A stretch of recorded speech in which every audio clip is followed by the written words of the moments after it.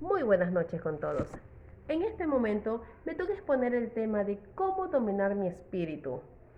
Esta es su predicadora Julie Stephanie Mafare Montenegro, estudiante del tercer año de la Universidad Jesus is Lord, GILIU. Y para poder hablar mejor de mi tema, voy a exponer el Proverbios 16:32, el mismo que dice textualmente: el que no domina su espíritu es el que fácilmente comete pecado y el que no tiene una comunión constante con Dios. Para mejor ilustrar, les voy a hablar acerca de Sansón. Sansón era un hombre físicamente tan poderoso que en Jueces 16:3 está descrito cómo subió la cumbre de un monte mientras cargaba sobre sus hombros las puertas de cerrojo y dos pilares de una ciudad. A pesar de su fuerza física, Sansón se dejó seducir y engañar por una mujer llamada Dalila.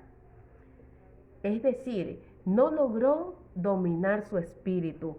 Físicamente estaba fortalecido, pero espiritualmente estaba débil. Tanto esta historia como Proverbios 16:32 nos demuestran dos cosas importantes. El que no domina su espíritu fácilmente comete pecado y es evidencia de que no tiene una comunión constante con Dios. Ahora la pregunta es, ¿qué es dominar el espíritu? Es la capacidad de mantener bajo control los impulsos instintivos de nuestras pasiones. También es el control que debemos tener de nosotros mismos en todos nuestros comportamientos.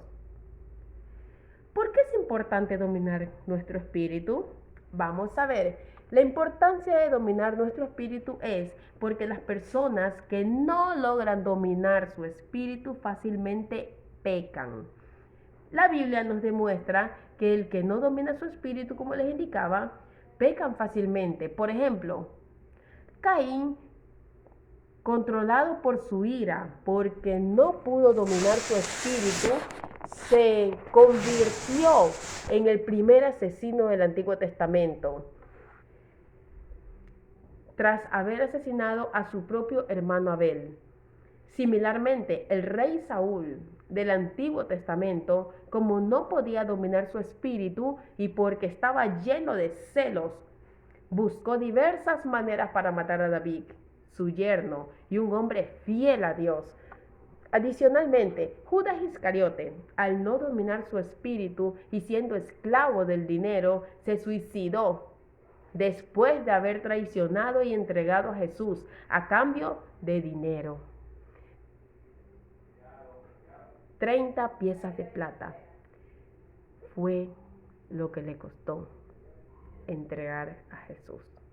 Miren lo que pasa cuando no dominan fácilmente su espíritu. Esto explica por qué las personas actúan como animales, pues asaltan, violan a las mujeres, odian, adulteran, se matan entre ellos y matan en sí a los más débiles. Es evidente entonces cómo la persona que no logra dominar su espíritu fácilmente peca. Se domina el espíritu mediante una comunión constante con Dios. En segundo lugar, es evidente que los que no dominan su espíritu es porque no tienen esa comunión constante con Dios como lo había manifestado previamente. Siendo hechos a imagen de Dios, necesitamos estar continuamente vinculados espiritualmente con Él.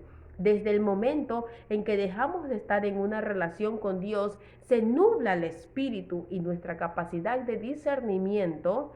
Sin embargo, aquel que tiene una constante comunión espiritual con Dios logra recibir poder divino. En Romanos 8:6, por ejemplo, indica: la mente puesta en la carne es muerta, pero la mente puesta en el espíritu es vida y paz. Entonces, es por esto que la persona tiene una constante comunión con Dios. Y esto permite que pueda lograr dominar su espíritu y no ser como Sansón, quien no logró dominar su espíritu y terminó incluso, en lugar de vencer a sus enemigos, terminó moliendo el alimento para que el enemigo pueda alimentarse. ¿Cómo podemos aplicar lo que acabamos de escuchar? ¿Cómo podría dominar